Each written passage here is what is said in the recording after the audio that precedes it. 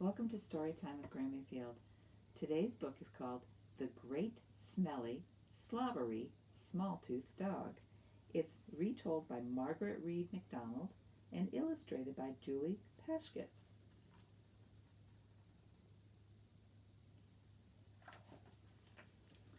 A rich man was set upon by thieves, but suddenly a great smelly, slobbery, small-toothed dog leaped from the bushes.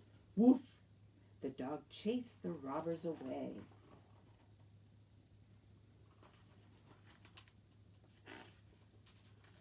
"You saved my life," said the man. "Come to my house tomorrow. I will give you one of my treasures. In my house I have a golden fish that can speak 100 languages. Would you like that fish as your reward?" "No," said the dog, "I would not." "In my house I have a golden bird that can sing 1,000 songs. Would you like the bird?" "No, I would not." "I also have a golden goose. It lays 1 egg a day, solid gold. Would you like that?" "No, I would not." "I have named all my treasures. What could you want?"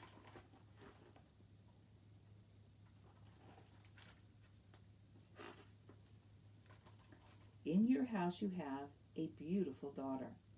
That is the treasure I choose." It was true, the man's daughter was his greatest treasure, but he hadn't thought about that. "Come to my house tomorrow," he said sadly. So the man had to go home and tell his daughter all that had happened. But his daughter was not afraid. "You gave your word," she said. "I will go with the great smelly, slobbery, small-toothed dog."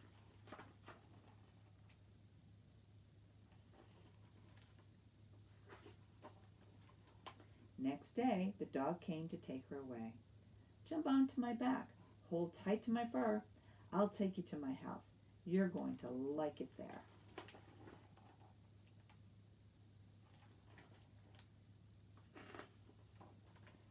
She climbed onto his back and held tight to his fur. Off he ran over the fields to the first hedge, and he leaped that hedge in a single bound. Over the fields to the second hedge, and he leaped that hedge in a single bound. And over the fields to the third hedge, and he leaped that hedge in a single bound.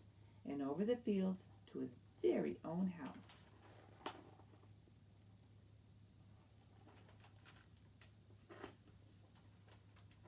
His house was a castle. There was a bed with silken sheets, a closet of silk and satin dresses in just her size, and shelves of books just the kind that she'd like to read. Every evening the dog came to her room to dine, and after dinner he told her such funny stories. She laughed and laughed.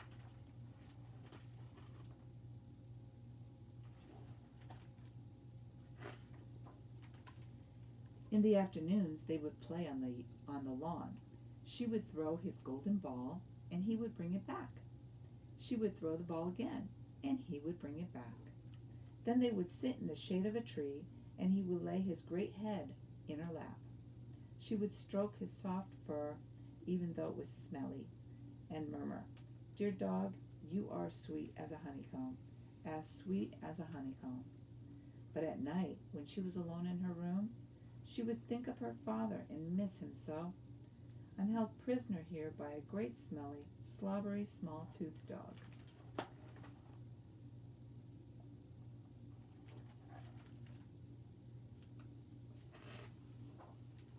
One day the dog found her weeping. "What is wrong? Don't I give you everything to make you happy?"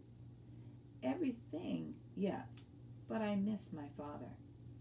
"I'll take you home for a visit. Climb onto my back and I will take you there." So she climbed onto the dog's back, held tight to his fur, and off he bounded, over the fields and over the fields.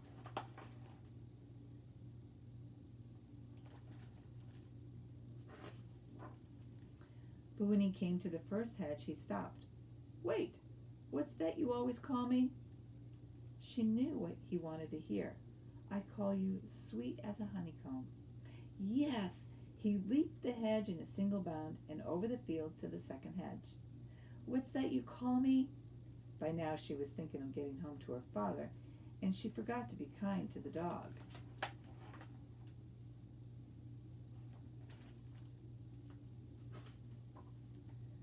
"Oh, I call you a great smelly, slobbery, small-toothed dog," she muttered. "Woof!"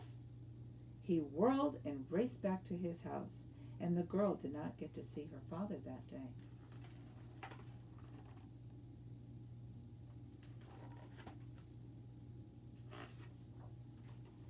Next week he found her crying again. "Jump onto my back, hold tight to my fur. I will take you home for a visit." Off they bounded over the fields to the first hedge. "What's that you always call me?" She vowed to say only sweet things about the dog this time. "I always call you sweet as a honeycomb." Yes, he leaped the hedge in a single bound, and over the fields to the second hedge. "And what's that you always call me?" "Sweet as a honeycomb." Yes, he leapt the hedge in a single bound, over the fields to the third hedge. "And what's that you call me?"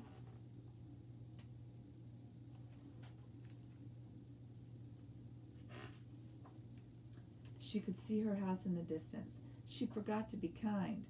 A great smelly, slobbery, small tooth. Woof!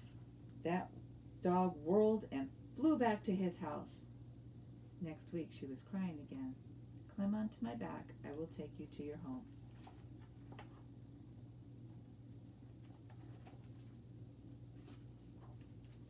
Over the fields to the first hedge. "What's that you always call me?" "I call you sweet as a honeycomb." Yes. Over the fields to the second hedge. "What's that you call me?" "Sweet as a honeycomb." Yes. Over the fields to the third hedge. "What's that you always call me?" And she was careful to say, "Sweet as a honeycomb." Yes. Over the fields and right up to her door.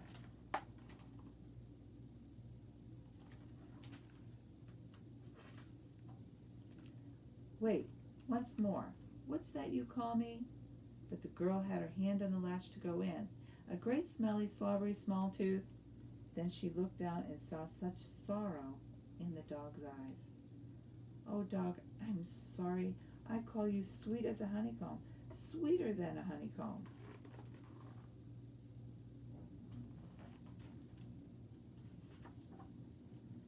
When the dog heard those dear words, he saw the look of love in her eyes.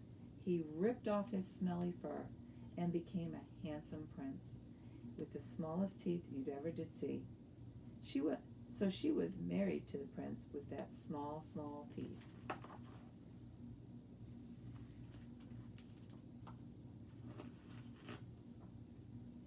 And on sunny afternoons, she throws the golden ball and he brings it back.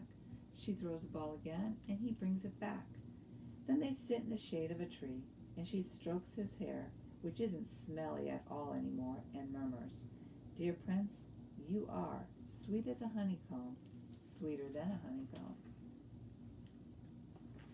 Thank you for joining Grammy Field today for story time. I hope you enjoyed the story.